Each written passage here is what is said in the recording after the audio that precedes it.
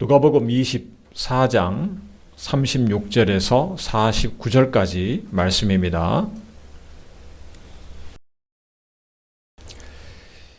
이 말을 할 때에 예수께서 친히 그 가운데 서서 가라사대 너희에게 평강이 있을지어다 하시니 저희가 놀라고 무서워하여 그 보는 것을 영으로 생각하는지라. 예수께서 가라사대 어찌하여 두려워하며 어찌하여 마음에 의심이 일어나느냐. 내 손과 발을 보고 나인 줄 알라. 또 나를 만져보라. 영은 살과 뼈가 없으되 너희 보는 바와 같이 나는 있느니라. 이 말씀을 하시고 손과 발을 보이시나 저희가 너무 기쁨으로 오히려 믿지 못하고 기이 여길 때에 이르시되 여기 무슨 먹을 것이 있느냐 하시니 이에 구운 생선 한 토막을 드리매 받으사 그 앞에서 잡수시더라.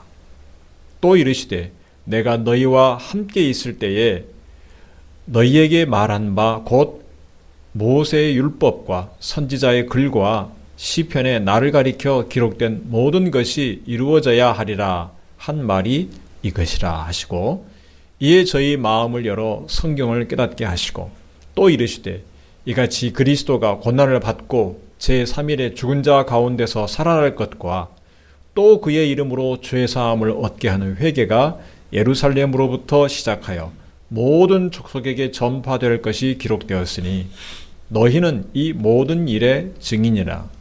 볼지어다 내가 내 아버지 약속하신 것을 너희에게 보내리니 너희는 위로부터 능력을 입히 올 때까지 이 성에 유하라 하시니라. 아멘. 기도하겠습니다. 살아계신 하나님 아버지 은혜를 감사합니다. 오늘도 하나님께서 저에게 주시는 말씀을 우리가 듣기를 원합니다. 하나님께서 이 시간 말씀하여 주옵소서.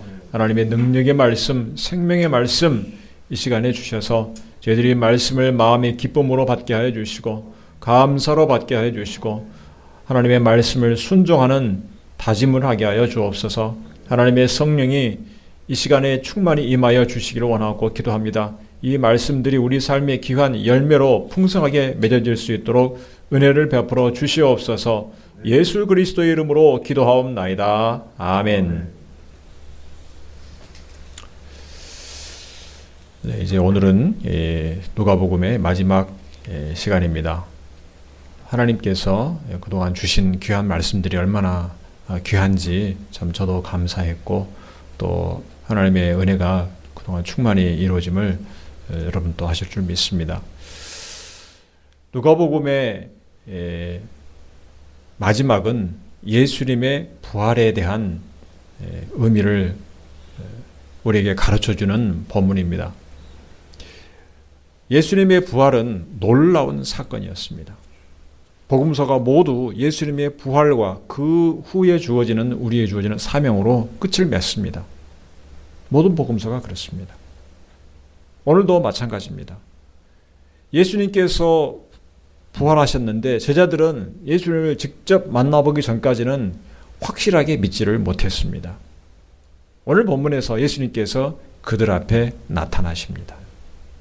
그래서 그들에게 예수님께서 부활하셨다는 것을 확실하게 보여주시고 그 부활의 증인으로 그들을 삼기 위해 나타나신 것입니다. 오늘 본문에서는 예수님의 부활의 의미와 그 부활의 증인으로 산다는 것이 무엇인가에 대해서 말씀을 듣겠습니다.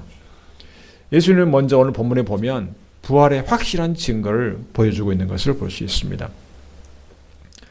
엠마오로 가던 두 제자가 예루살렘으로 돌아와서 이제 11 사도들과 또 그 함께 있는 여러 제자들과 만났습니다.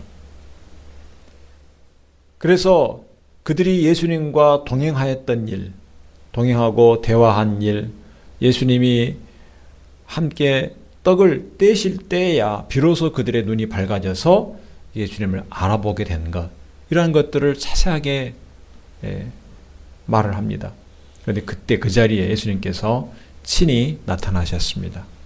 너희에게 평강이 있을지어다. 이렇게 인사하십니다. 예수님을 직접 보자 그 자리에 있던 제자들은 놀라고 무서워했다고는 37절에 말씀합니다. 나타나신 예수님을 영으로 생각을 했다. 육체를 가진 존재가 아니고 영적인 존재로만 생각했다는 것입니다. 믿을 수가 없으니까. 그런데 예수님은 육체를 가지고 몸으로써 그 자리에 나타나신 것입니다. 이때 예수님이 나타나신 것은 실제로는 시공간을 초월해서 나타나신 것입니다. 요한복음에 보면 문이 닫혀 있는데 예수님께서 그 자리에 나타나셨다고 말씀했습니다. 이제 예수님께서는 시공간을 초월해서 계십니다. 우리가 아는 시공간을 초월하게 계십니다. 예수님께서는 지금 하나님 우편에 계십니다. 지금 우리가 아는 세상을 초월해서 계십니다. 그러나 육체의 몸을 가지고 계시는 것입니다. 예수님은 제자들의 두려움과 의심을 아셨습니다. 그리고 손과 발을 만져보라고 하십니다. 내 손과 발을 보고 나를 만져보라. 나는 너희 보는 바와 같이 살과 뼈가 있다. 영이 아니라 육체가 있는 존재인 것을 확실하게 증가하십니다. 그러니까 부활한다는 것은 영적으로 부활한 것이 아니고 우리의 죽었던 육체가 다시 살아나는 것을 말한다. 이것을 분명하게 말씀해 주신 것입니다. 그러자 제자들은 기뻐하면서도 믿기 힘들어합니다. 우리도 그렇죠. 너무 기쁜 일들은 믿기 힘들 때가 있습니다. 이게 꿈인가 생신가? 예수님께서 제자들에게 육체가 있다는 것을 확실하게 보여주시기 위해서 그들 앞에서 음식을 드셨습니다. 제자들이 준 구운 생선 한 토막을 그들 앞에서 드십니다. 영은 먹지 못하는데 육체는 음식을 드실 수가 있습니다. 제자들이 왜 예수님의 부활을 믿기 힘들어 했을까요? 예수님은 십자가에 달려 참혹한 죽음을 당하셨습니다. 그런데 마치 거짓말처럼 그들 앞에 나타나신 것입니다. 제자들은 어떻게 된 것인지 알지 못하고 큰 혼란을 겪은 것입니다. 죽음을 이겼다는 것은 여러분 한번 생각을 해보시기 바랍니다. 이 세상을 살아가면서 죽음을 이겼다는 것은 세상을 살아가는, 세상을 보는 모든 관점을 완전히 뒤집어 엎는 것입니다. 근본적으로 변화시킵니다. 우리가 사는 세상을 잘 살펴보면 세상의 많은 것들이 죽지 않기 위해서, 죽음이 두려워서 죽음과 싸우는 과정인 것을 알 수 있습니다. 물론 그 중에 어떤 사람은 고상하게 사는 의미를 생각하면서 사는 사람도 있겠지만 대부분은 죽지 않으려고, 직접 먹을 것이 없으면 그 굶주림을 면하라고 먹을 것을 얻기 위해서 생계를 위해서 열심히 일합니다. 당장 내일 먹을 것을 위해서. 우리가 나이가 들면 노화가 됩니다. 피부가 주름이 지고 몸이 여기저기 약해집니다. 이 노화는 죽음이 가까이 왔다는 것을 암시해 줍니다. 이 노화를 막으려고 운동을 합니다. 건강에 신경을 씁니다. 약을 먹고 병원에 열심히 다니고 또 건강에 도움이 되는 그런 음식들을 섭취합니다. 우리가 삶의 위기 상황을 대비하기 위해서 많은 보험을 가입합니다. 그 마음의 깊은 밑에는 죽음을 두려워하는 마음이 있는 것입니다. 그런데 더 이상 이 죽음을 두려워하지 않고 세상을 살아간다는 것은 삶의 정말 혁명적인 변화입니다. 더 이상 죽음을 두려워하지 않는다. 제자들은 지금 그 혁명적인 변화를 겪고 있는 것입니다. 예수님이 살아서 육체를 가지고 그들 앞에 나타나신 것입니다. 이거 어떻게 받아들여야 될지를 알지 못하는 것입니다. 손과 발과 몸을 가지고 죽은 자가 다시 살아나면 어떻게 될까? 의심하는 그들 앞에서 음식을 드신 것을 보고서야 제자들은 예수님께서 확실하게 몸으로서 육체를 가지고 부활하신 것을 깨닫게 되었습니다. 예수님의 부활이 놀랍고 기이한, 이해하기 힘든 사건이라고 여기는 제자들에게 예수님은 이것이 하나님의 말씀이 이루어진 것이다. 이렇게 가르쳐 줍니다. 모세의 율법과 선지서, 시편에서 예수님을 가리켜 기록된 말씀이 이루어진 것이다. 이렇게 말씀하셨습니다. 이것은 예수님께서 엠마오로 가는 두 제자에게도 말씀하시고 가르쳐 주신 것과 동일합니다. 예수님의 부활은 그저 어쩌다가 생긴 놀라운 사건, 세계적으로 불가사의한 몇 대 불가사의 그런 게 있죠. 그런 사건, 그 중에 하나의 사건으로만 생각하셔서는 안 됩니다. 예수님이 부활한 사건은 그리스도, 메시아에 대한 하나님의 말씀이 그대로 이루어진 것이다. 이것을 가장 우리가 주목해서 보아야 되는 것입니다. 지금 예수님도 그것을 강조하고 있습니다. 그렇다면 이 부활 사건과 관련해서 우리는 하나님의 말씀에 주목을 해야 됩니다. 오늘 본문 45절에 보면 이에 저희 마음을 열어 성경을 깨닫게 하시고, 제자들은 예수님으로부터 이전에 몇 번이나 들었던 말씀을 다시 들었습니다. 그때는 이해하지 못하고 믿지 못했는데 전혀 다른 느낌으로 들었을 것입니다. 46절에 또 이르시되 이같이 그리스도가 고난을 받고 제3일에 죽은 자 가운데서 살아날 것과, 예수님이 전에 하시던 말씀을 다시 반복하시는데 이제 제자들은 예수님이 그전에 늘 말씀하셨던 모든 말씀들이 자신들의 눈앞에 이루어져 있다는 것을 목격하고 있는 것입니다. 그래서 제자들은 나중에 유대 지도자들 앞에서 예수님의 이름을 말하지 말라는 그 협박 앞에서 이렇게 말합니다. 우리는 보고 들은 것을 말하지 않을 수 없다. 예수님을 직접 보았습니다. 고난당하시고 죽으신 예수님, 그 죽으신 예수님이 다시 살아나는 것을 직접 보고 들었다는 것입니다. 그 말씀을 듣고 예수님께서 제자들 앞에 나타나신 이유는 그 제자들을 예수님의 죽으심과 부활의 증인으로 삼기 위한 것입니다. 그런데 한 가지 이유가 더 있습니다. 그들을 증인으로 삼아서 하나님의 말씀이 이루어지게 하시려는 것입니다. 오늘 그 내용이 47절 말씀에 있습니다. 우리 같이 한번 읽겠습니다. 또 그의 이름으로 죄사함을 얻게 하는 회개가 예루살렘으로부터 시작하여 모든 족속에게 전파될 것이 기록되었으니 너희는 이 모든 일의 증인이라.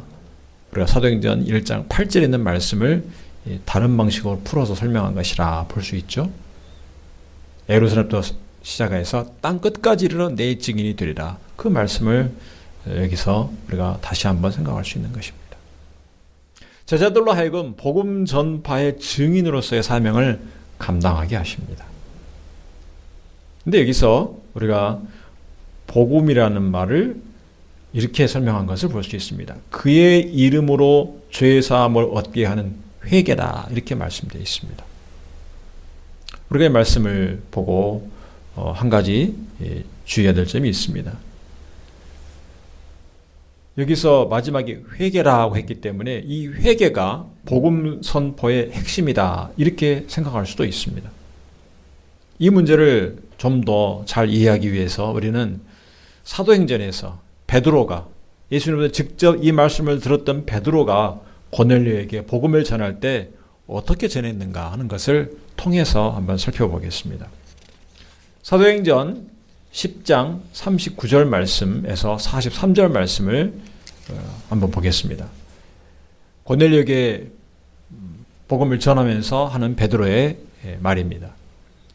우리는 유대인의 땅과 예루살렘에서 그의 행하신 모든 일의 증인이라. 그를 저희가, 유대인들이죠, 저희가 나무에 달아 죽였으나 하나님이 사흘 만에 다시 살리사 나타내시되 모든 백성에게 하신 것이 아니요 오직 미리 택하신 증인 곧 죽은 자 가운데서 일어나신 후 모시고 음식을 먹은 우리에게 하신 것이라.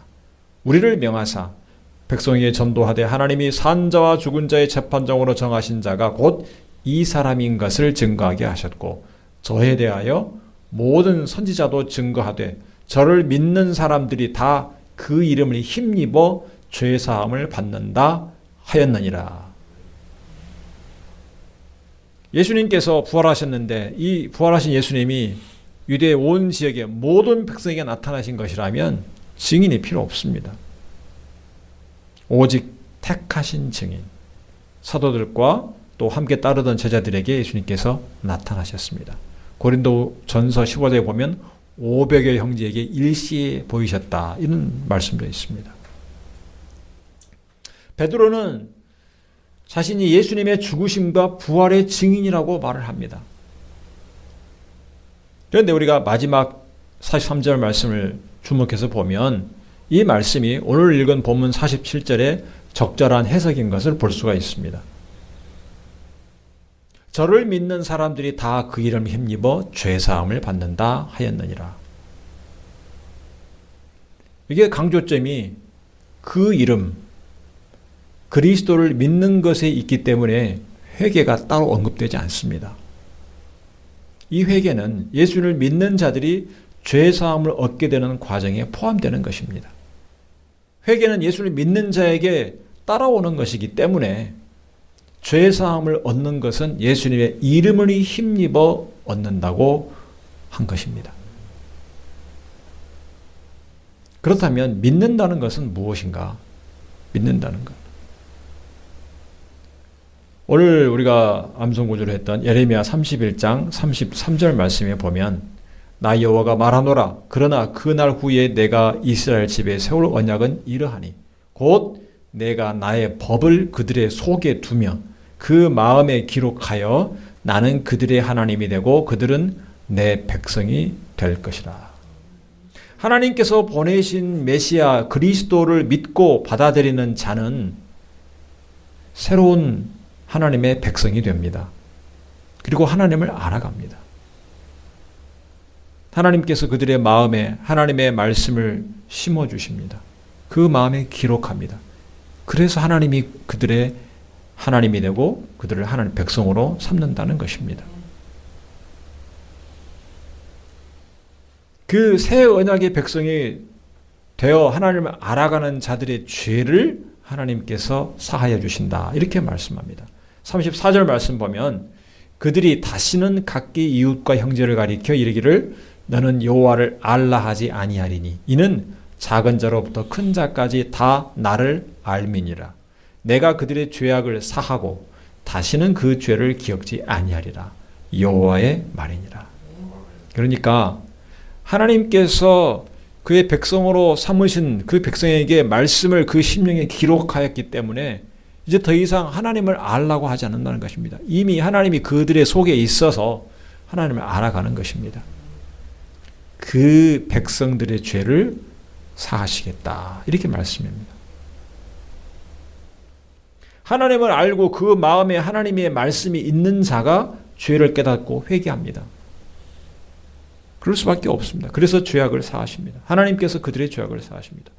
이스라엘 백성이 하나님께 범죄해서 북이스라엘과 남유다가 각각 아수르와 바벨론에게 멸망했습니다.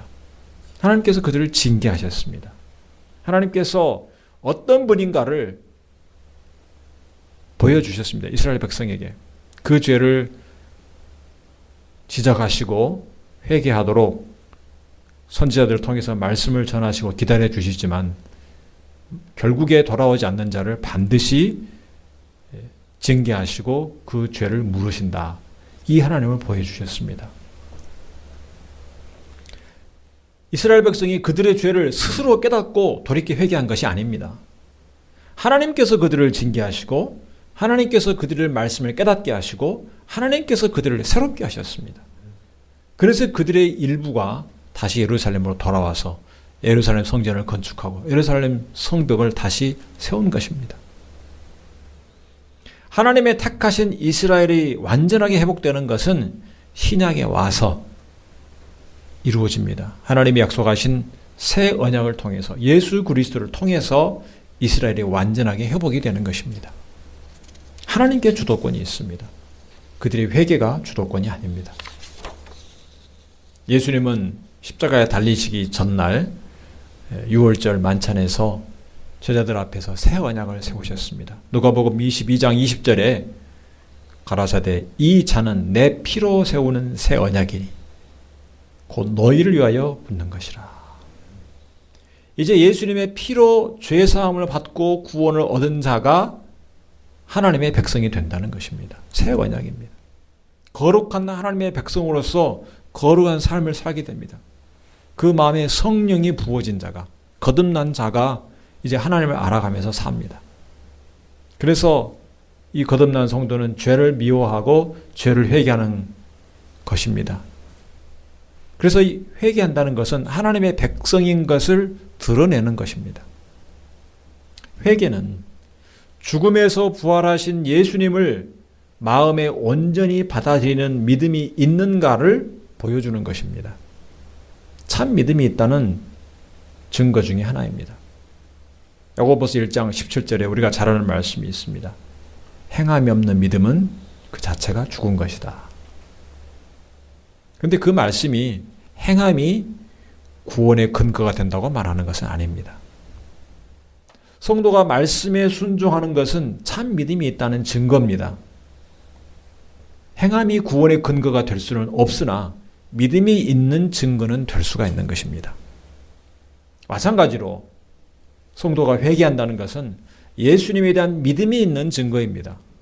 예수님이 그 안에 계셔서 그와 하나가 된 성도는 죄를 미워하고 죄에 민감하게 되는 것입니다. 그래서 죄를 회개합니다. 따라서 죄를 깨닫는 회개가 없다면 죄를 짓고도 회개하지 않고 뻔뻔스럽게 계속해서 회개하기를 거부한다면 참 믿음이 있다고 보기 힘든 것입니다. 그래서 믿는 성도는 죄에 민감하고 죄에 대해서 즉시 회개해야 되는 것입니다. 권면의 말씀을 들으면 말씀에 대해서 반응을 해야 되는 것입니다. 그것이 참된 믿음이 있는 그리스도인입니다. 하나님의 말씀을 듣고도 아무 반응이 없고 계속 그 앞에서 완고한 자는 참 믿음이 있는가 스스로를 돌아봐야 되는 것입니다. 그런데 반대로 회개하는 모습을 보인다고 해서 그 회개가 예수님에 대한 믿음을 갖게 하는 것은 아닙니다. 회개 때문에 죄사함을 받는 것은 아닙니다. 그 회개가 일종의 구원받을 자격이 되는 것은 아닙니다. 그래서 우리는 예수를 믿는 믿음이 있다고 고백하는 성도에게는 죄를 회개하는 모습을 보여야 한다. 이렇게 가르치고 권면을 해야 됩니다. 말씀으로. 너가 정말 예수 믿는 성도라면 죄를 회개해야 된다. 말씀에 순종해야 된다. 계속해서 권면을 해야 됩니다. 거룩한 성도답게 살라고 이끌어야 됩니다. 인도해야 됩니다. 그러나 당신이 회개하지 않았으니 당신은 구원받지 않았다. 이렇게 단정할 수는 없습니다. 마찬가지로 죄에 대해서 민감하고 자기 잘못을 잘 뉘우치고 착하고 선하게 사는 사람을 향해서 당신은 그렇게 죄에 늘 민감하고 선하게 사니까 당신은 구원받았다. 이렇게 말할 수가 없다는 것입니다. 일반적으로 세상에서도 양심이 완전히 무뎌진 사람이 아니라면 죄를 짓고 죄책감을 느낍니다. 그래서 그것을 압니다. 그냥 세상을 오래 살고 죄에 노출이 되고 죄에 찌들어 사는 사람은 양심이 무뎌져서 죄책감이 잘 느껴지지 않는 것 뿐입니다. 그래서 세상에 때가 묻지 않은 어린아이일수록 자기의 잘못을 더 민감하게 깨닫습니다. 작은 잘못이라도. 가끔 어떤 영상을 보면 무인 요즘에 점포들이 많이 있죠. 거기 보면 어떤 어린 아이들이 들어와서 얼마 전에 또 보니까 거기 어떤 물을 마시고 나서 나가려다가 다시 뒤돌아서서 그 카메라를 향해서 인사하는 것을 본 그 영상이 있더라고요. 그냥 가도 괜찮은데 또 자기가 어떤 무엇을 샀는데 결제 방법이 제대로 안 돼 있으면 거기다가 다 일일이 다 해석하는 그런 아이들도 있습니다. 그만큼 좀 때가 덜 묻었으면 자기의 잘못을 쉽게 느낍니다. 질서가 있는 사회일수록 아이들에게 착하고 정직하게 살라 이런 교육을 합니다. 질서를 무너뜨리고 남을 해치고 악하게 살라고 가르치는 사회는 무너질 수밖에 없는 것입니다. 질서가 유지가 되지 않기 때문에. 스스로를 돌아보고 모든 욕심을 버리고 참여하는 것은 우리가 불교에서도 찾아볼 수 있습니다. 덜 자신을 성찰하지 않습니까? 욕심을 버리라. 그런데 얼마나 회개를 잘하겠어요? 참여를 잘하겠어요? 죄에 대해서 잘 뉘우치겠어요? 우리가 잘 알다시피 유교의 교육을 받은 사람들은 예절을 중요하게 여깁니다. 그러나 아무리 자기 잘못을 잘 뉘우치고 돌이킨다고 해도 예수 그리스도에 대한 믿음이 없는 자에게는 죄 사함이 없는 것입니다. 회개가 구원을 얻게 하는 것은 아닙니다. 일반적으로 말하는 그 회개, 죄를 뉘우친다는 것이 구원을 얻게 하는 것은 아닙니다. 예수 그리스도의 이름, 그 보혈의 능력이 죄 사함을 얻게 하는 것입니다. 예레미야 31장 34절에서 말씀하신 것처럼 하나님을 아는 새 언약의 백성의 죄를 하나님께서 사하시고 기억하지 않겠다 이렇게 말씀하셨습니다. 하나님의 백성이 아닌 자들의 죄를 사하겠다고 하지 않으셨습니다. 하나님의 백성은 하나님께서 그들의 심령에서부터 새롭게 하셨기 때문에 그들의 죄를 사하겠다는 말씀입니다. 기독교 역사에서 보면 신앙을 회복하기 위해서 큰 회개운동을 벌이곤 합니다. 큰 영미권에서 부흥운동이 있었던 때가 있습니다. 그때 이 부흥운동의 시작에는 회개가 많이 강조가 됐습니다. 대대적인 회개와 큰 회개와 이런 집회가 많이 강조가 됐습니다. 근데 그 회개를 강조하는 그런 운동이라는 것을 죄에 민감하게 반응해서 죄의식을 느끼고 깊은 죄책감에 젖어서 참여하는 데만 강조점을 두면 안 되는 것입니다. 죄 사함을 얻게 하는 예수 그리스도에 대한 참 믿음을 회복하는 데 강조점을 두어야 됩니다. 그 이름의 능력으로 죄와 사망의 권세를 이겼다는 믿음을 더 확실하게 붙들어야 됩니다. 죄를 깊이 깨닫기만 하면 무엇입니까? 어떻게 되겠습니까? 그 죄를 해결할 수가 없습니다. 예수 그리스도를 믿는 믿음이 있어야 그 죄를 해결할 수가 있습니다. 회개라는 것은 돌이킨다는 것입니다. 돌이키는 것. 돌이켜 새롭게 하는 것입니다. 단지 죄를 깨닫고 뉘우치는 것이 아니라 하나님께로 돌아오는 것이 성경적인 회개입니다. 죄를 깨닫기만 하고 어디로 갈지를 결정하지 않는 것. 그것은 참다운 성경적인 회개가 아닙니다. 하나님의 뜻을 알기에 힘쓰고 하나님의 말씀에 순종하기를 힘쓰는 것이 진정한 회개입니다. 자기의 죄를 깨달았으면 그거 뉘우치고 하나님 말씀에 순종하기를 힘써야 됩니다. 죄책감만 깊이 느끼게 하고 거기에만 집중하면 사람은 그 죄책감을 잊게 하려고 면제해 주는 것이라면 무엇이든지 붙잡고 싶은 마음이 생깁니다. 나를 이 죄책감에서 벗어나게 해주는 것이라면 무엇이든 좋다. 이런 생각을 가지기 쉽습니다. 그래서 오히려 이단의 유혹에 쉽게 넘어가는 것입니다. 기독교 초기에 영지주의는 영혼은 순수하고 거룩하고 육체는 더럽다고 했습니다. 육체는 영혼의 감옥이라는 것이 유명한 철학자 플라톤의 철학의 사상입니다. 그 영향을 받았습니다. 그래서 육체로는 무엇이든지 해도 상관없다고 했습니다. 무슨 죄를 지어도 상관이 없다. 원래 더러운 것이기 때문에. 이것은 죄책감으로부터 면제해 준 것입니다.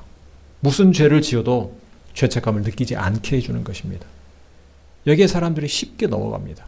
죄책감을 느끼는 사람일수록 더 잘 넘어가기 쉽습니다. 그리고서는 더 심각한 죄를 짓고 사는 것입니다. 죄책감만 없으면 죄는 상관이 없는 것입니다. 그런데 오늘 본문에서 우리가 보면 예수님은 육체로 부활하셨습니다. 육체가 더러운 것이 아니고 예수님은 육체로 부활하셨습니다. 손과 발이 있고 사람들 앞에서, 제자들 앞에서 음식을 드셨습니다. 부활신앙이 있는 성도라면 우리 육체를 귀하게 여겨야 됩니다. 우리 믿는 성도들은 예수님과 하나 되어서 예수님이 우리 안에 거하십니다. 하나님께서 우리 안에 임재하시고 그 말씀을 기록해 주셨습니다. 우리는 하나님의 성전으로 살아가는 것입니다. 하나님을 모시는 성전으로서 육체를 인식하는 것입니다. 죄책감을 느끼지 않게 해주는 것, 죄책감을 면제해 주는 것이 구원이 아닙니다. 착각하기 쉽습니다. 우리 과거에 그런 구원파 사상이 있었죠. 우리가 한 번 거듭나서 회개하면 더 이상 죄를 짓지 않는다. 더 이상 죄책감을 느낄 필요가 없다. 이런 달콤한 말에 빠져서 이단으로 빠진 사람들이 있습니다. 우리는 살아가면서 죄를 지을 수 있습니다. 죄책감을 느끼기도 해야 됩니다. 그러나 죽으시고 부활하신 예수를 믿고 회개할 때 죄사함을 얻게 되는 것입니다. 이 죄사함을 얻게 하는 능력은 나의 회개가 아니고 예수 그리스도의 이름의 강조점에 있습니다. 그 능력이 영한 것입니다. 그래서 우리 믿는 그리스도인들은 예수님 앞에 자신을 내려놓고 하나님 앞에 우리 자신을 내려놓고 늘 우리의 죄를 회개해야 됩니다. 베드로가 예수를 만났을 때 고백한 것처럼 나는 죄인이로소이다. 늘 인정해야 되는 것입니다. 그 이름을 의지할 때, 예수님의 이름을 의지할 때 우리는 죄사함을 받는 것입니다. 이 놀라운 소식, 예수 그리스도를 인정하면 그 이름의 능력으로 인해서 죄의 권세에서 노임받는다는 소식, 이 복음이 모든 족속, 이방인에게까지 전파될 것이라고 오늘 본문에서 예수님께서 말씀하신 것입니다. 이것이 말씀이 이루어지는 것이라고 했습니다.